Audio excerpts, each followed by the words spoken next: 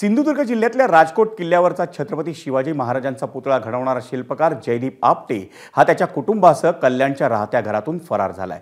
छत्रपती शिवाजी महाराजांचा राजकोट किल्ल्यावरचा पुतळा हा अवघ्या 8 महिन्यांमध्ये कोसळल्यानं राज्यभरात सध्या संतापाची लाट उसळली आहे। शिवरायांचा हा पुतळा कोसळला त्या दिवशी एबीपी माझानं जयदीप आपटेशी संपर्कही साधला होता, पण ही घटना संवेदनशील असल्यानं किल्ल्यावर जाऊन आपल्याशी संपर्क साधतो असं आश्वासन आपटेनं दिलं होतं आणि त्यानंतर जयदीप आपटेचा संपर्क होऊ शकलेला नाही आणि आता तर तो आपल्या कुटुंबियांसह राहत्या घरातून पळून गेलाय।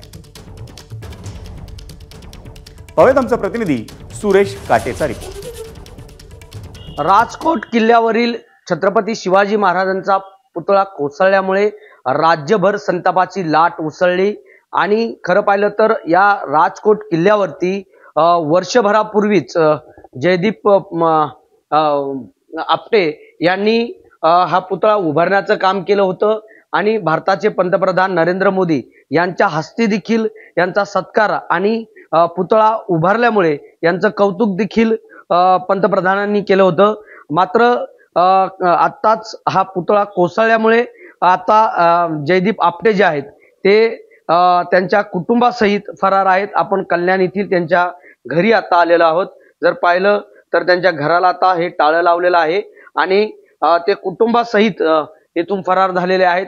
पोलिसांनी जयदीप आपटे यांच्यावरती गुन्हा दाखल केल्यापासून ते कल्याण येथील घरातून गायब झाल्याची माहिती आपल्याला मिळाली आहे। घटनेच्या दिवशीच आपटे यांनी आपल्याशी फोनद्वारे संपर्क साधला होता, मात्र त्यावेळी ही घटना सेन्सिटिव्ह आहे आणि मी घटनास्थळी जात आहे, त्या ठिकाणाहून आल्याच्या नंतर आपल्याशी बोलेल असं शेवटचं बोलणं जे आहे ते एबीपी माझाशी बोलणं झालं होतं।